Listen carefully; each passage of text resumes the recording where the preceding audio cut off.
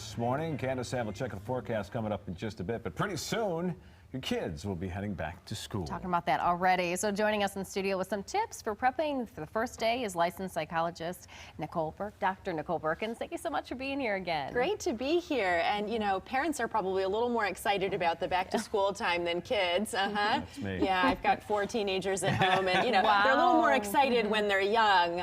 But there's lots of things that we can be doing to help make that transition easier, because it can be a time of increased stress for kids and for parents. You know, one of the things I think for parents to remember is how we talk about going back to school, the language that we use, being positive and excited about it ourselves, and just having an attitude of calm and confidence with that really does carry over to our kids, especially for kids who tend to be a bit more anxious. You know, there's some kids who struggle with significant separation anxiety, especially younger kids when it comes to school. And so one of the things that parents can do to ease that transition is just keep really positive language. Oh, it's going to be great. I know you can do it. You're going to meet new friends. You know, let's get your back to school stuff together, and really trying to motivate them and stay positive about that. And for us to stay calm, even if we're feeling nervous about the kids going back to school, kids will really feed off of our attitude and our behavior. So how we present ourselves around that is really important.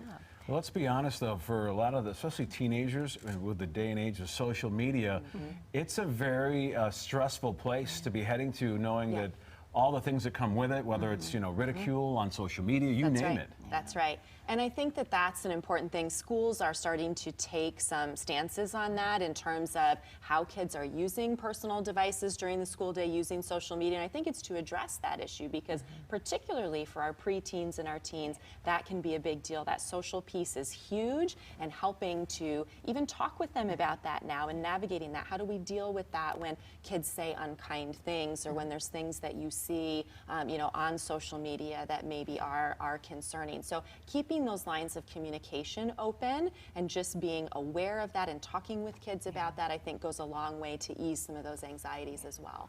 And the last time you were here just a half an hour ago, we were talking about, you know, getting kids into the routine, but see, parents as well have to get into one yourself. Absolutely. You know, you guys are unique in how early you get up in the morning. Most of us are not getting up that early, and especially, you know, when our kids don't have to get up so early in the summer, we're not. So it's important for the whole family to start to get into those routines. Not only, you know, moving up the bedtime and the wake up time for kids, but for ourselves too, to ease back in and getting used to those morning routines.